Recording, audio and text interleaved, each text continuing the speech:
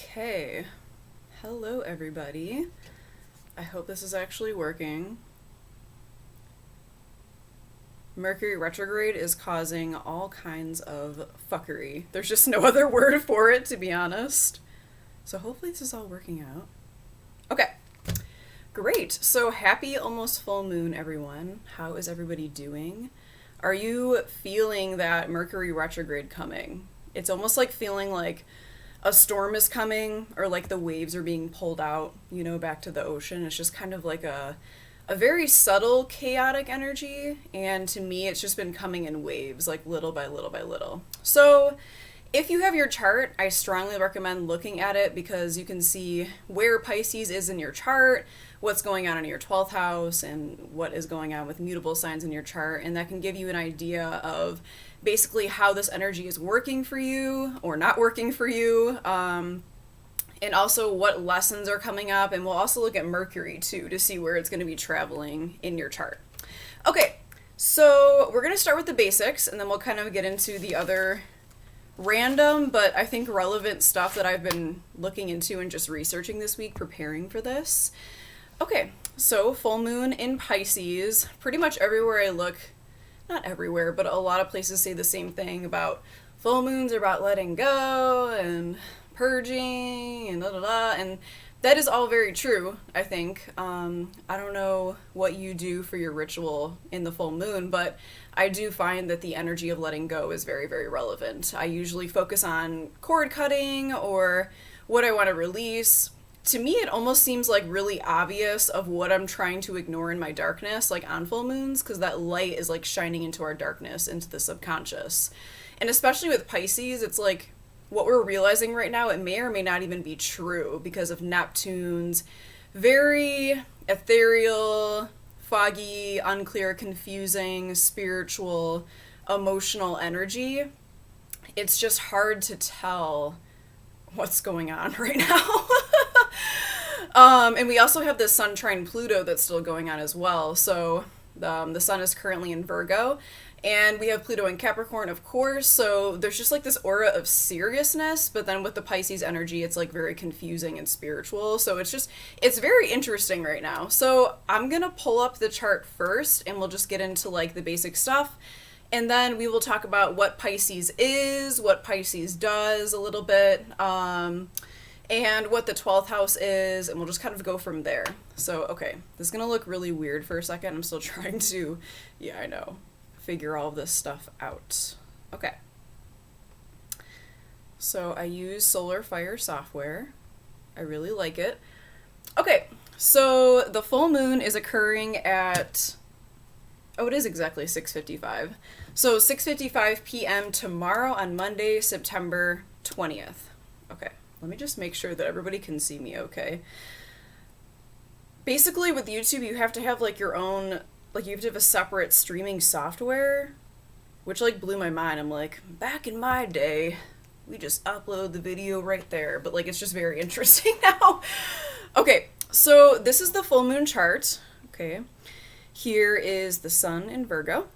And then here is the moon in Pisces. And like, look at all this retrograde stuff we have going on, okay? And we're going to have Mercury just hopping on that retrograde bandwagon, and the storm, they call it, starts today. So Mercury is really, really starting to slow down in the sky and is about to go stationary, which means it's going to be completely still in the sky, which is really the most chaotic time of retrograde season, any planet season, because as it's still in the sky, my teacher, Rick Levine, he always says that it gains power. And it does, because it's like the beginning and the end are very, very noticeable of Mercury retrograde. So usually when I look at a birth chart or even the day-to-day charts, I look to see what stands out most. So the first thing I noticed here was this grand trine here. I don't know if you can hear my cat crying right now, but I've been gone the last 2 days, so she's trying to like punish me by howling when I'm doing a video, so I had to lock her out, and she's very upset up there right now. So this grand trine, it involves Mars in Libra, Saturn in Aquarius, and the North Node and Black Moon Lilith. So, In general, air grand trines are just really interesting thought patterns, having the same thoughts like over and over and over again sometimes, getting stuck like in a thought loop, but also having like really great ideas because in general, the grand trine points are working together very, very well because they're all connected by a trine aspect. But once you get into like that thought loop, that thought pattern, it's really hard to break. And these are not easy planets. I mean, this is Mars and Saturn. So Mars that wants to go 100 miles per hour and Saturn, the brick wall. That's the energy of Mars and Saturn together. And then we throw in the North Node where we're going as a collective and also Black Moon Lilith. So that's pretty intense. I don't know. I think we're kind of struggling right now with our limitations and the restrictions that we've really been feeling all of Saturn retrograde. But I think now it's becoming like very glaringly obvious of what those restrictions are and how we're being like set back or how we're being stopped. And with Mars here, I think we just kind of want to move forward. We don't want to be told what to think. We don't want to be told how to do things, who we should be, how we should be. We just want to go do it and think about it later, right? That's Mars energy. That's Aries energy. It's very impulsive, do the thing, think about it later. It is in Libra, but still, it's still Mars and it's still Saturn together, which they're not the best of friends, really.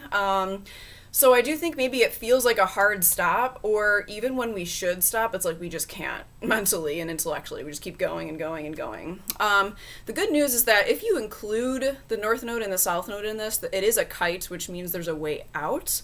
And it's pointing, at the bottom here towards, or the top, towards the South Node in Sagittarius. So this is karma.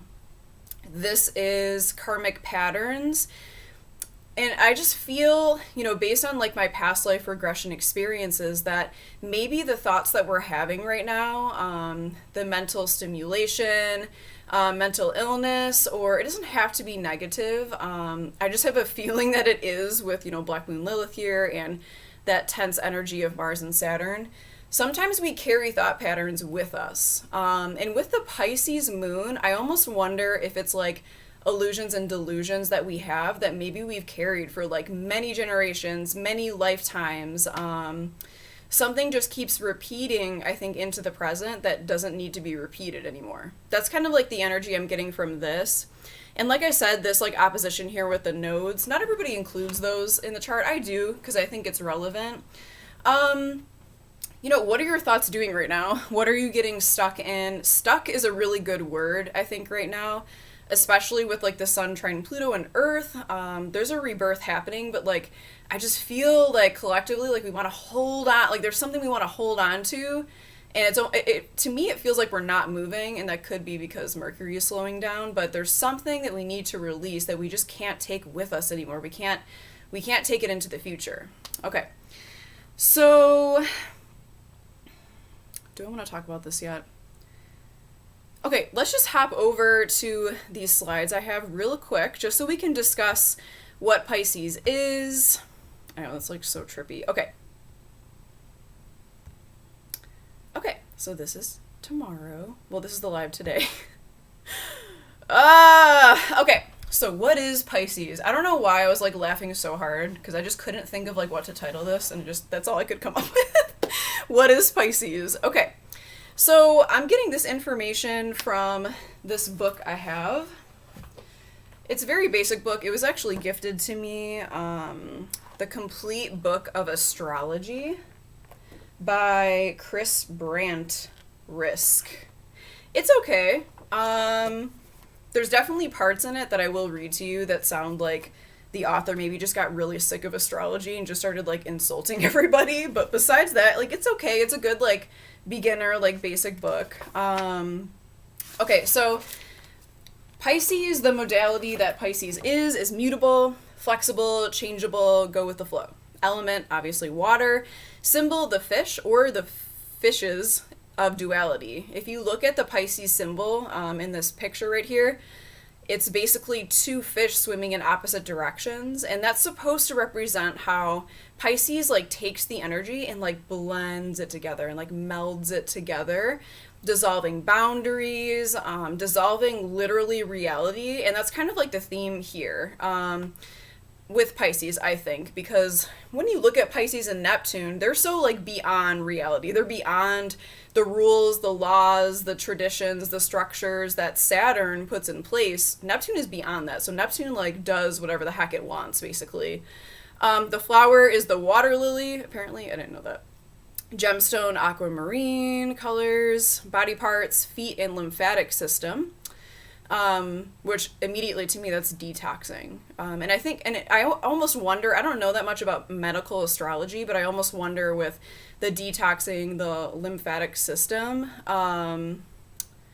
because Pisces is a water sign and they're so sensitive, there's like no separation between them and other. Like the energy goes right into them, like through them, like they don't know if what they're feeling is what they're really feeling or somebody else.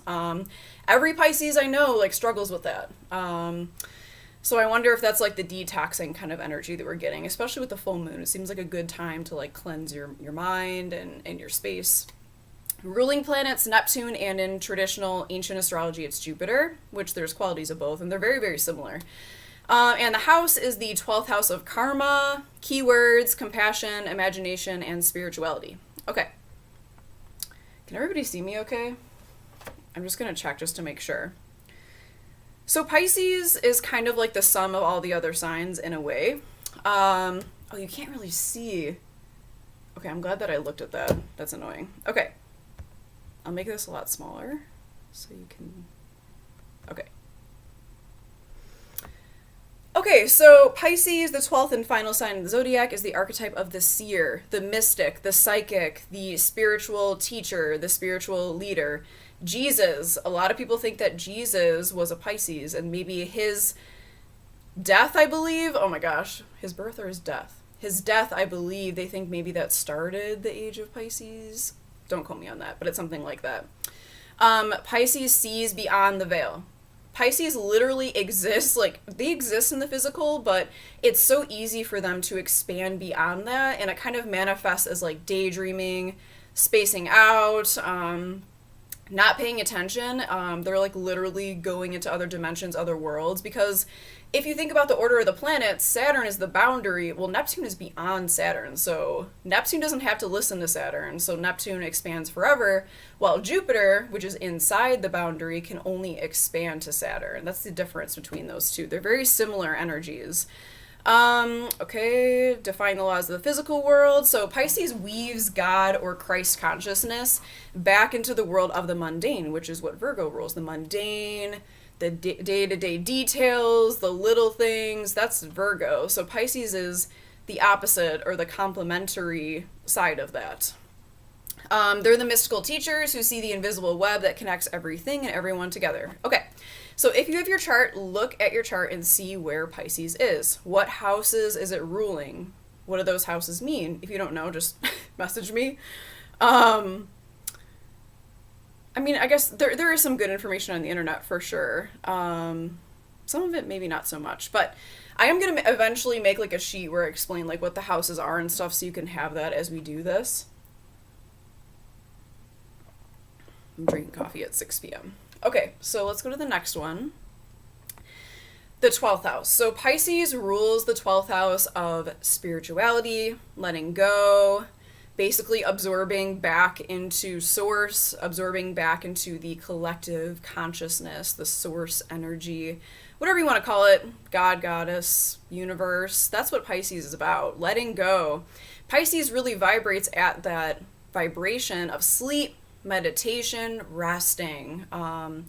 So they don't necessarily have as much energy, I would say, as the other zodiac signs, because they're the fish. They'll go with the flow.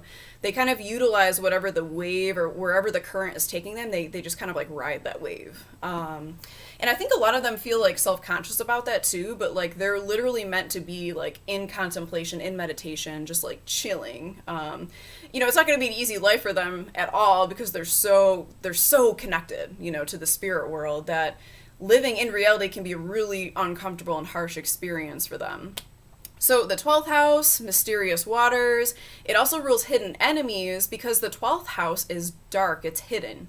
So it's our subconscious. It's the things that we try to hide from ourselves or others. It's things that we're unaware of.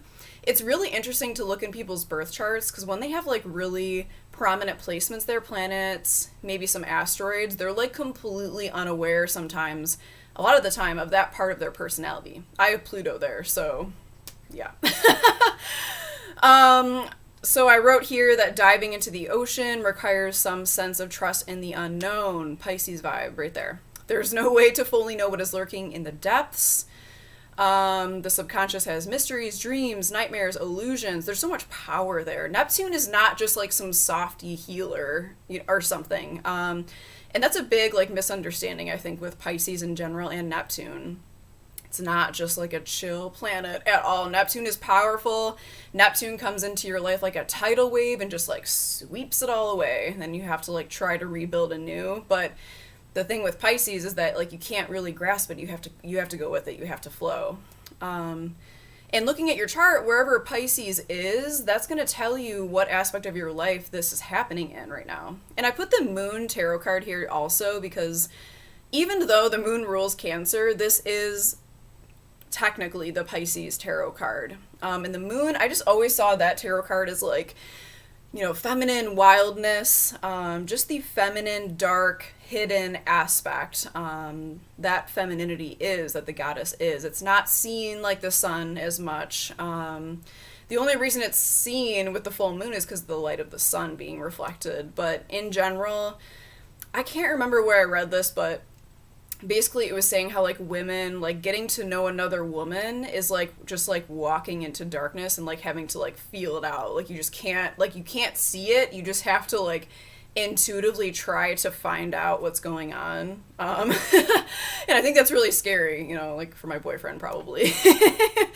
But Pluto's in there, so you might like set off that bomb or something.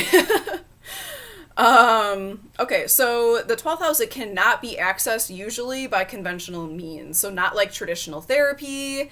It can't be accessed by, you know, just like the sun, masculine, scene, structure things. It's always going to be prayer and meditation and sleep and dreams and trance work and all of that like mystical, really cool stuff. That's how you're going to find out what the heck is in the 12th house.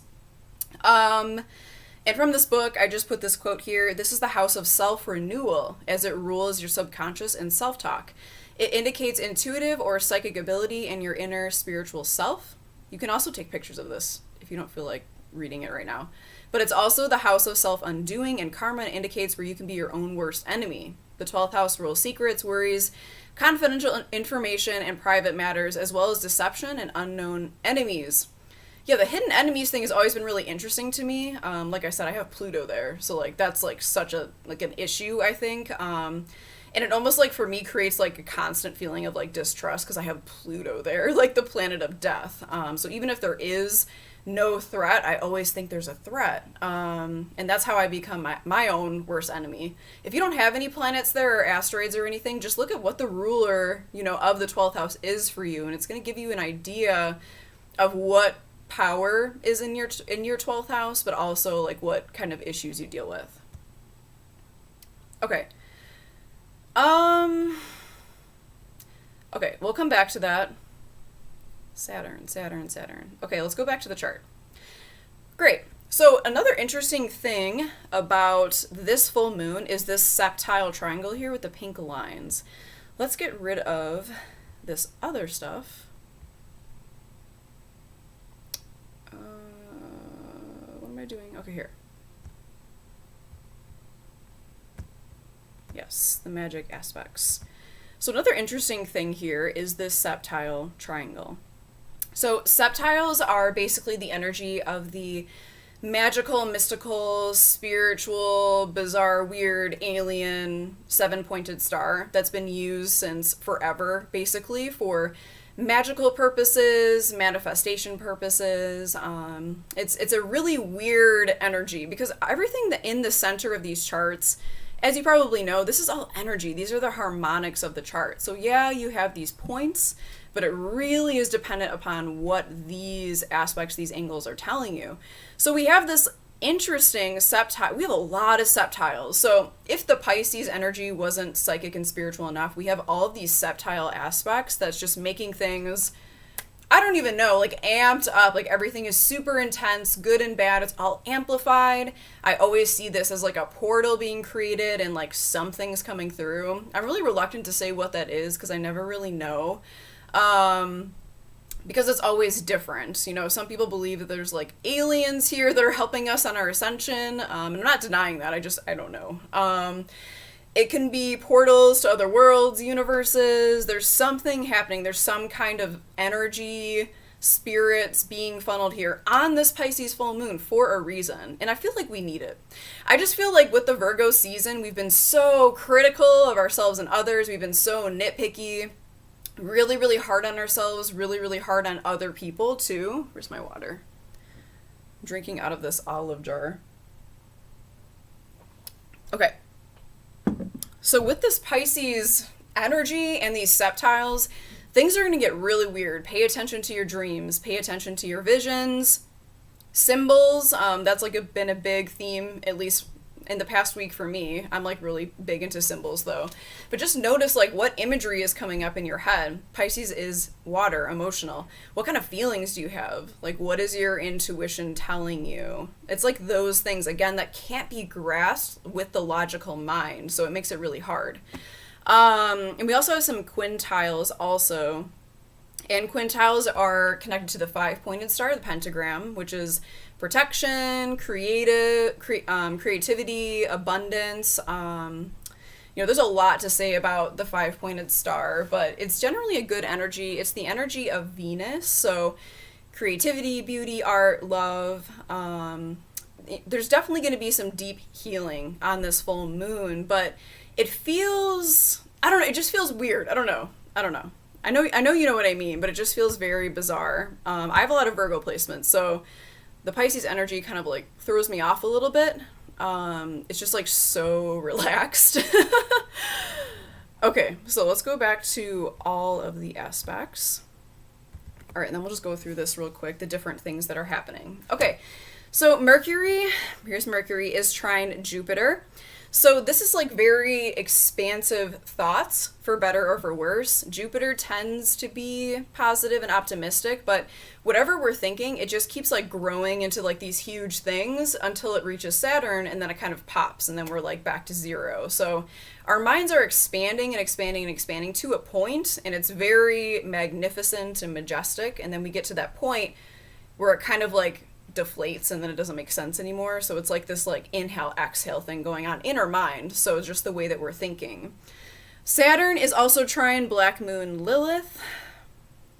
Saturn trine Black Moon Lilith. We kind of already talked about that, but I wanted to talk about how it's a difficult energy. Saturn is the patriarchy, not in Aquarius, but Saturn is the status quo. Saturn is, this is the way that things have always been, so let's do them this way forever. Saturn is rules, traditions. This is the way you have to do things. He's like the father figure, basically, of astrology, a very strict, harsh father figure that teaches us through really difficult situations. So, trine Black Moon Lilith. Black Moon Lilith is dark goddess. It's basically feminine power.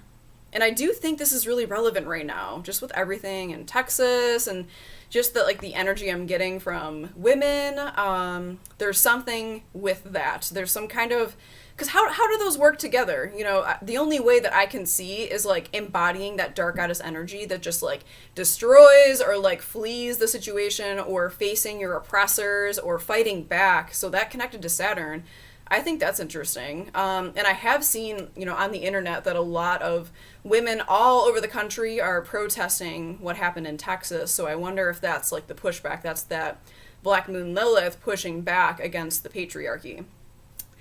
Okay, so we also have Sun trine Pluto. We talked about that. Mercury is trine Pluto too, like very, very, very close on this full moon. It's literally exact in 48 minutes of orb, so it's very, very powerful. A square aspect is a breaking of two different energies, so we're definitely seeing the darkness within ourselves. We're seeing things in our minds that like we need to release and let go of. Libra and Capricorn together, it's a tough energy because Mercury's in Libra and Pluto's in Capricorn. It's difficult because mentally we just want things to be pleasant. We want them to be balanced and to feel nice, but Pluto and Capricorn is not having any of that, basically. So there's going to be deep, difficult work in the mental planes, I think, on this full moon. I would be interested to hear how you're experiencing that, too. You might have like that kind of like stuck sensation, but it could be something else too. We also have Venus and Scorpio forming a quincunx to Chiron right here, this green dashed line. So Venus and Scorpio, I've talked about this a lot. It's an intense placement for our relationships. It's very extreme, hot or cold, black or white, all or nothing, forming a frustrating quincunx to Chiron, which is our pain wounds. Especially with Scorpio there too. I think it's, and with Aries and Scorpio, which in traditional astrology are both ruled by the warrior, Mars, war. Yeah, how are your relationships doing? We're all going to be triggering each other, basically. There's no other way to put it. Triggering each other, projecting on each other. We're basically trying to help each other on a spiritual level, deal with the things within ourselves that we haven't dealt with so we can heal. But with Chiron there, it's going to be pain. You know, with Aries, it's going to be blood and fire, and with Scorpio, it's a fire tornado. So it might be a bit intense, but hopefully at the end, after that intensity, after that war Mars energy, we'll have a chance to heal and then to use whatever we've learned to help other people, you know, who maybe went through the same things that we did. Because it's collective, you know, there's like so much that we're dealing with right now. The United States is coming up on its Pluto return, so it's just like complete apocalypse, rebirth, death, transformation. We haven't really gotten to like the rebirth part yet at all. I feel like we're definitely like in the death part of Pluto.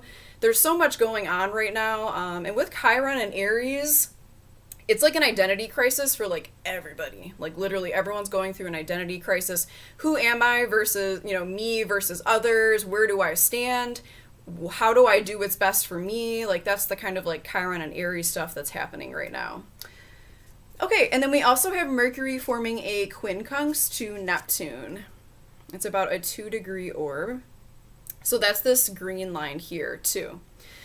Okay, so our minds are going through something. We're definitely transforming, seeing things that we don't want to see. It's going to be bubbling up. We're going to unhealed trauma, things about ourselves that we don't want to face. It's going to be coming up. But with this quincunx to Neptune, it might be really unclear because Neptune, it's like, what is reality and what is fantasy? You know, does this dream actually reflect reality? Is it imagination? You know, what is what? It just makes things very foggy, very confusing. So it's like we know there's something going on in our mind right now, but it's really difficult to like pinpoint it. Again, it's like that Pisces, we have to go with the flow kind of energy. We have to let go and just like flow with the Neptunian wave. There's no other way. We can't make sense of it. And being in Virgo season, that's a really difficult energy for sure because we want it to make sense. Okay, Mercury retrograde is coming up also. So Mercury is going to go stationary on Sunday, September 26th. So that's next Sunday at about midnight. And then it's going to go retrograde on the 28th all the way until about mid-October. So it'll end October 17th, but really you'll feel it until the 19th, if not a little bit after. Mercury retrograde is not, you know, bad and scary at all. It's a chance to go within. And I almost think that like these frustrating things that are happening to us right now in our mind, I do think that it has something to do with like preparing us for this Mercury retrograde so we can like sort through what is going on in our mind. And I do think that Mercury in Libra is going to feel really, really stressed because Mercury in Libra wants things to be pleasant, wants things to like be harmonious and wonderful and easy. I know that's so weird. Okay. So also with Mercury retrograde, look in your chart where Libra is, what houses, what planets, and that will show you where the energy is going to go internal and you're going to be doing this like mind work. I'm just thinking of like psychology or something about the way that you think, and memories too, for sure. But it really depends on what house it was in for your chart too. Okay. All right, I don't know. Where's the chat? I don't know if the chat is working, but if you have any questions, just let me know. you can text me or message me on Instagram or something, 'cause I don't know if the chat is actually working. Okay. It is really hot in my house right now. I'm really trying to, like, enjoy the warm weather, and it's literally 85 degrees in my house, and I'm like, I'm really loving it right now. I'll be happy that I did in the winter, maybe. I'm, like, literally sweating right now. Okay, so let's go back to the slides, and then I will just pull a few cards, and then we'll kind of wrap this up. Okay, so we talked about Neptune, which, oh wait, you can't see them, hold on. So we talked about Neptune, which is, like, super spiritual, ethereal, very confusing, foggy, unclear, but also very compassionate, spiritual, healing, really intense, but, like, in a water emotional way. Not like Scorpio relentless energy, but, like, softer, maybe like a deep healing. You know, I almost think, like, Scorpio is like the destroyer, and then once we get to Pisces, that's like the healing after the destruction, basically. Okay, so I want to talk about Saturn. Here's this lovely depiction of Saturn here. I love this painting. So Saturn and Kronos are basically very closely the same deity.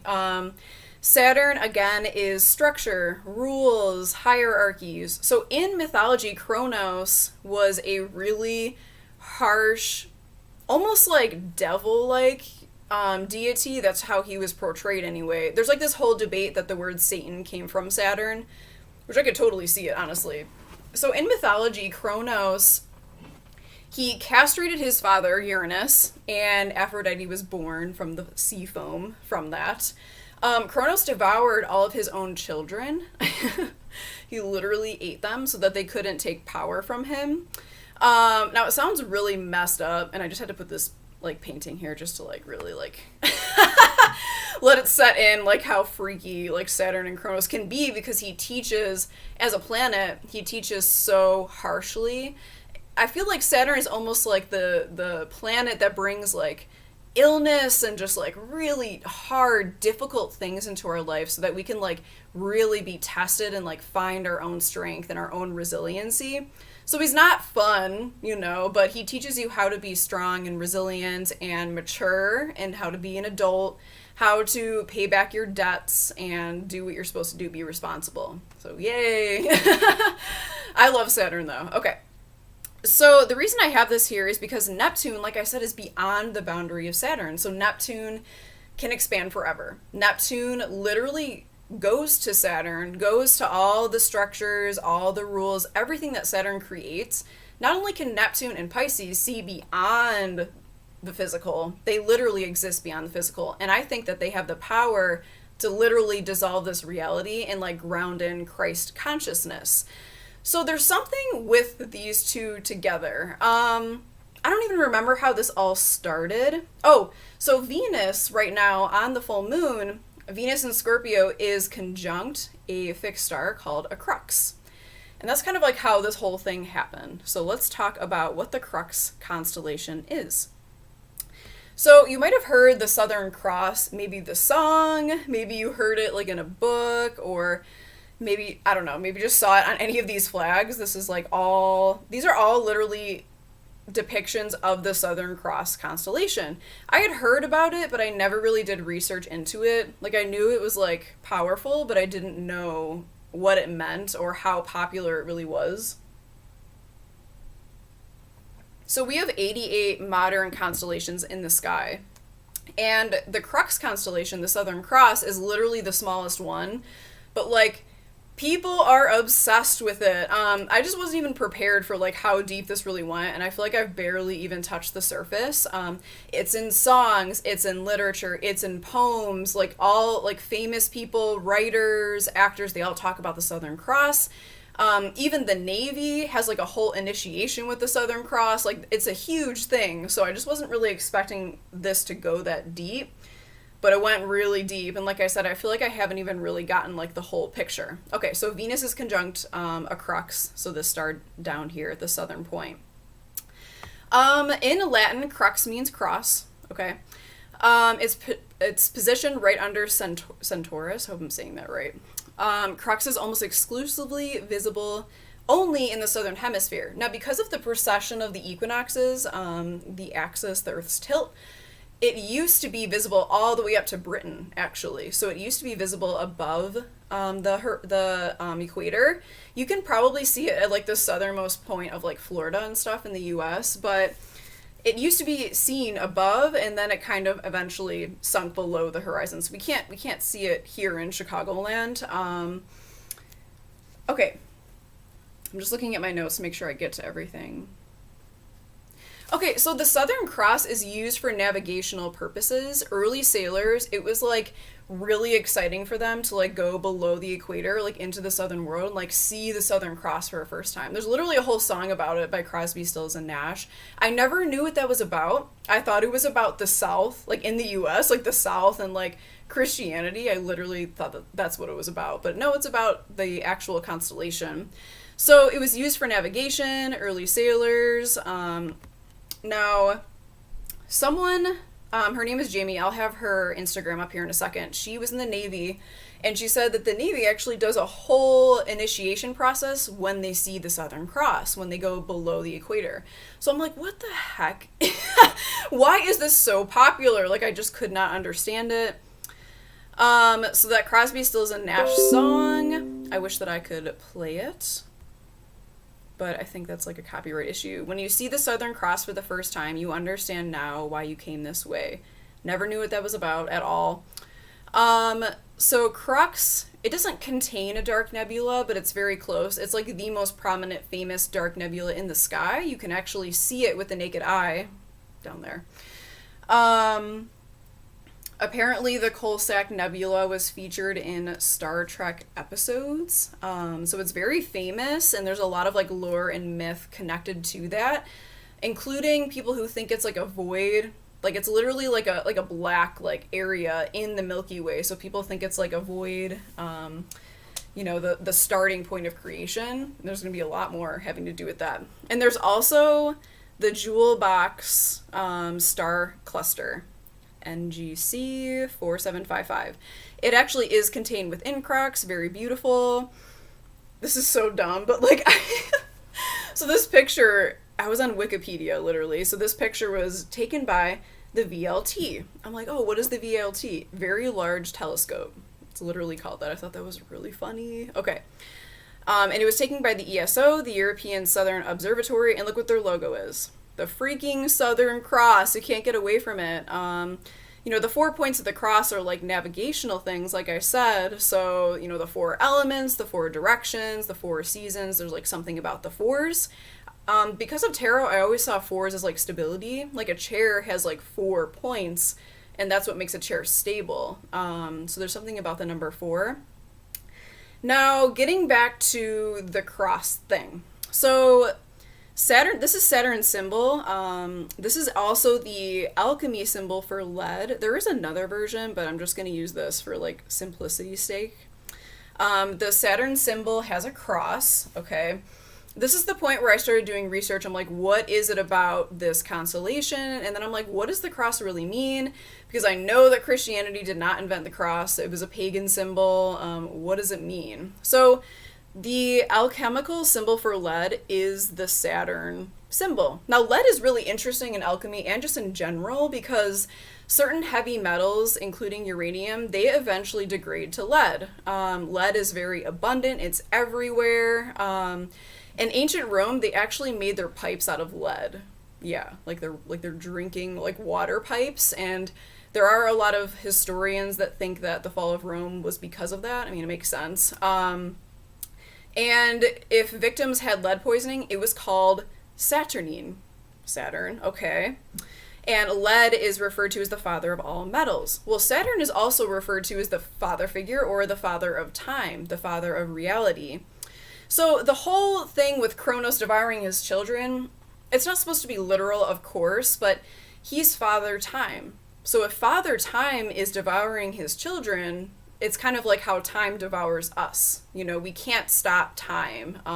We are bound to time. That's kind of like the energy of Saturn, and you know, he's not meant to be evil. It can definitely feel that way sometimes because his lessons are so harsh in our lives, but there's something with that, with time, and this kind of relates to Neptune as well. Okay, So Saturn brings us the storm to teach us tough, harsh lessons. Now Uranus is the planet that breaks out of Saturn's structures. That's like the excitement, the revolution, the rebellion, the electricity. It takes that structure of Saturn and breaks through it and shatters it.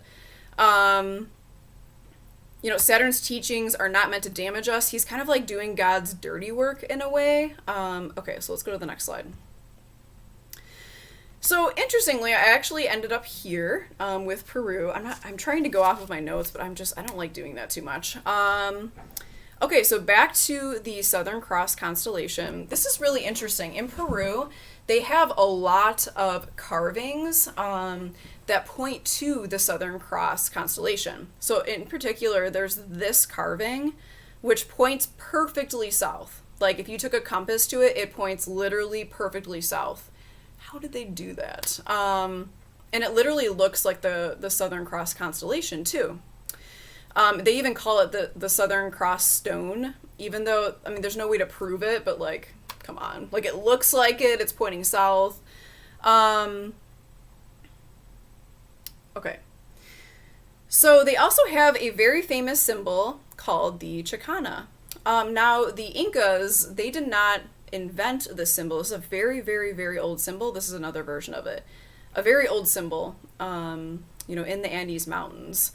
So there's a lot of information on the chicana. There's literally entire books that are written about it. So I will spare you, but they're out there if you want to read about it.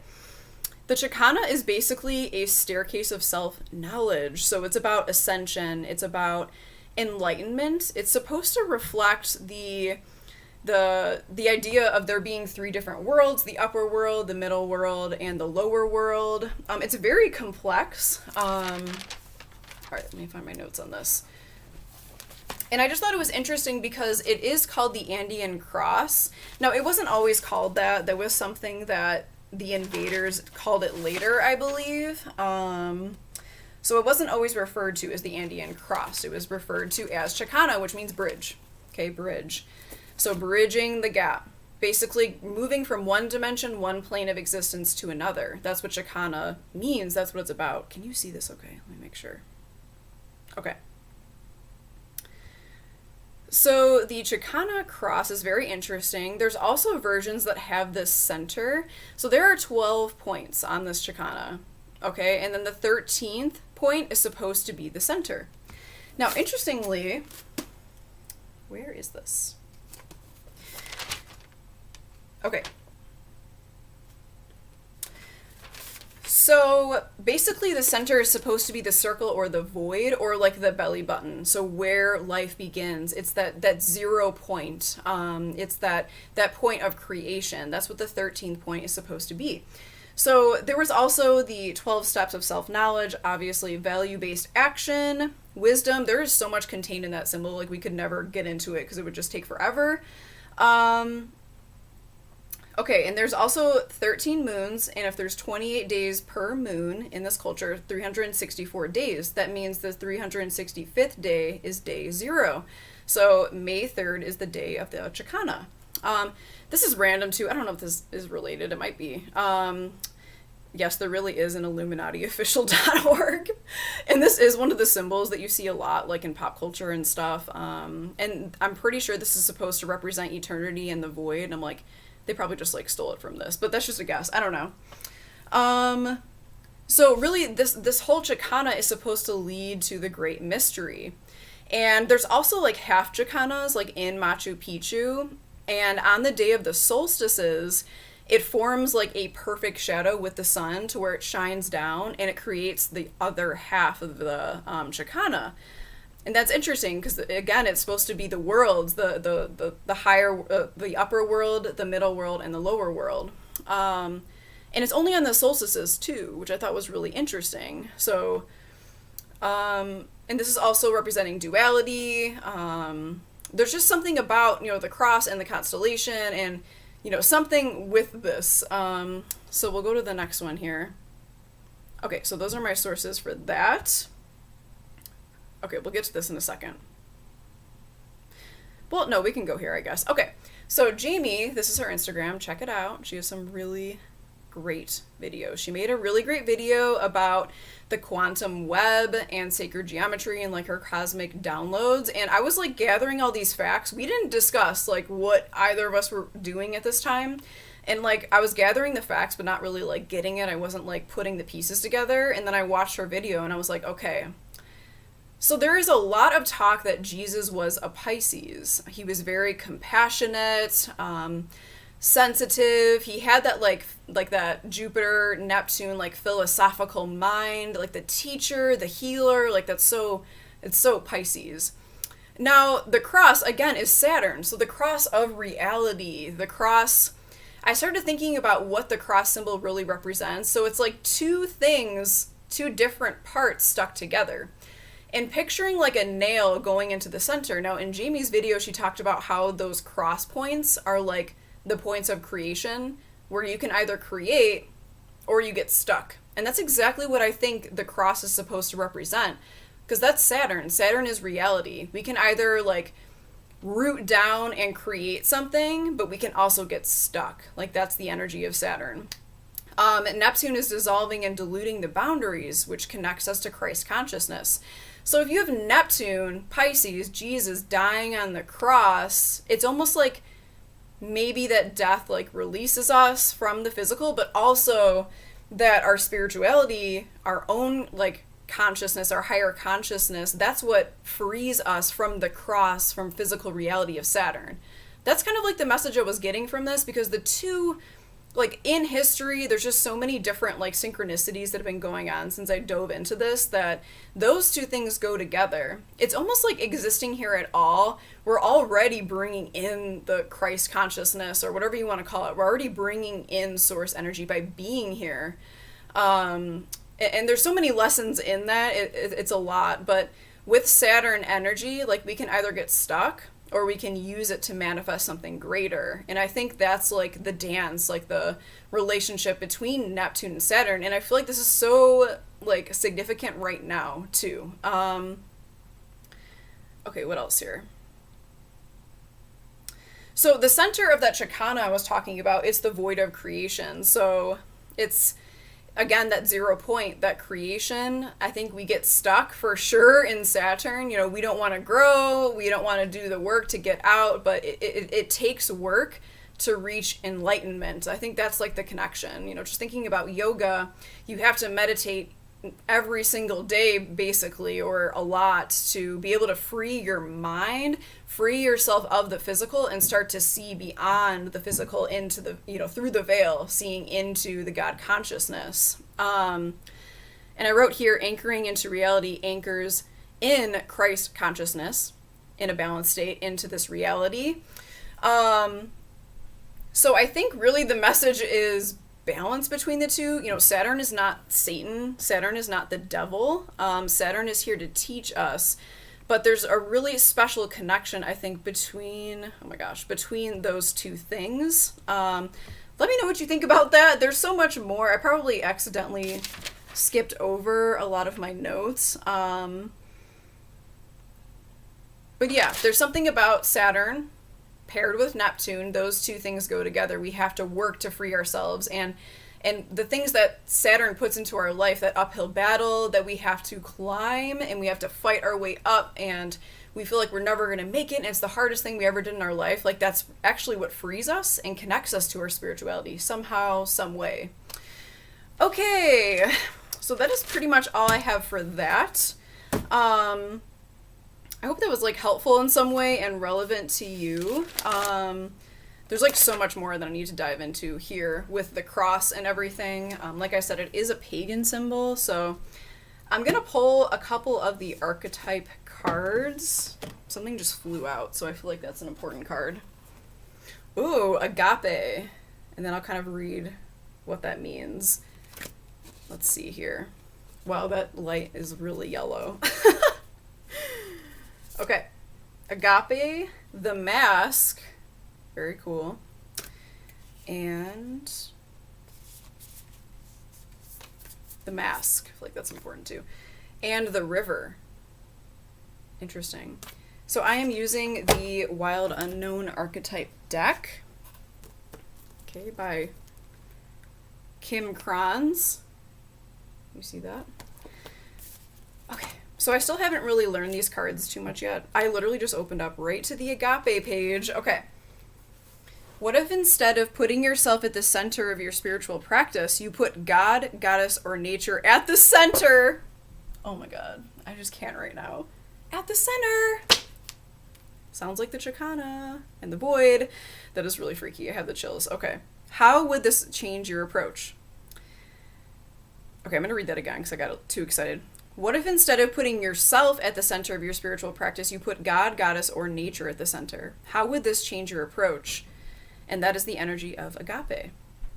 It is alive when we are in awe and wonder, our breath taken away by the sacred force that surrounds us and asks for nothing in return.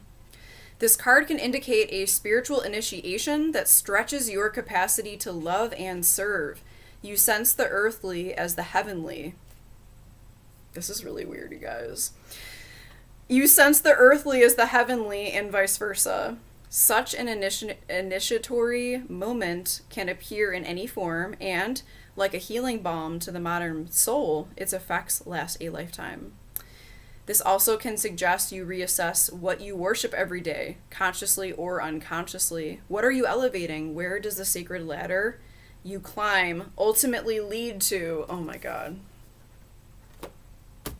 I don't have anything to say about that. That is freaky. Okay.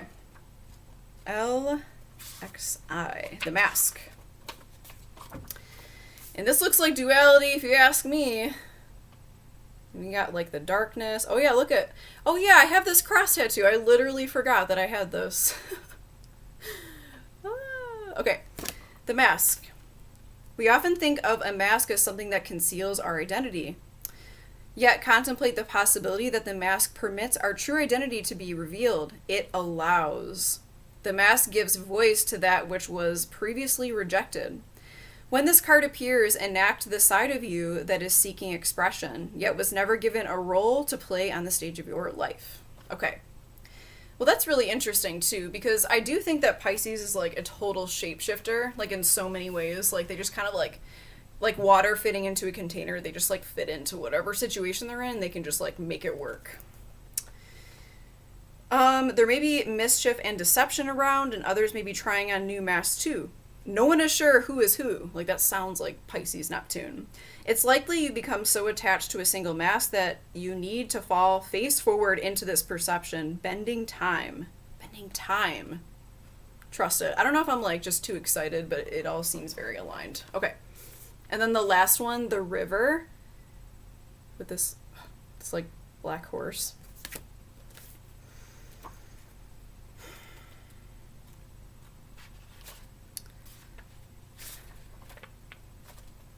Hold on.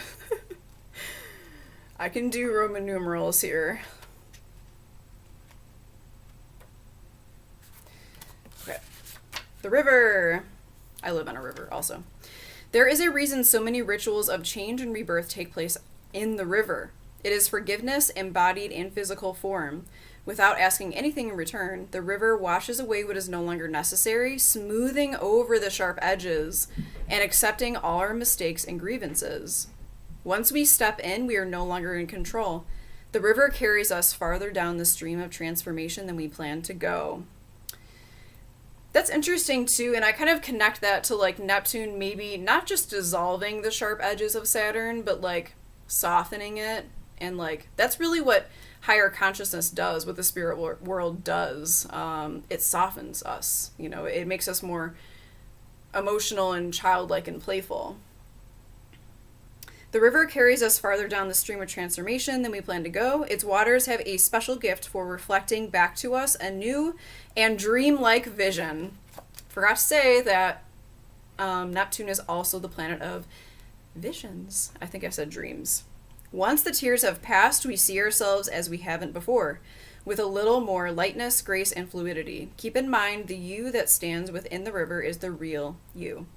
Full of deep emotion and potential, nothing to hide, nothing to judge. May you drink in the sight of your true self. That is so beautiful, I could literally cry. I have been crying all week for some reason at like beautiful songs and everything. Like this full moon in Pisces is coming. Okay. So I think that is all that I have. Something to think about. I'm not an expert in Chicanas or the Incas or any of that stuff, so I did put those sources up there. You can always go back and check out those resources for yourself. There's a lot of really great stuff on YouTube also. And I think obviously it's probably better to hear it from people who actually live in the culture and understand it, because they understand better than me or any of us can, for sure.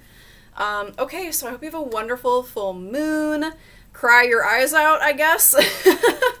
Let yourself be renewed. That's kind of what that card was about, renewal. Didn't I say the 12th house is about self-renewal? Everything is connected. Yeah, this was really fun. So I hope you had fun too. Enjoy.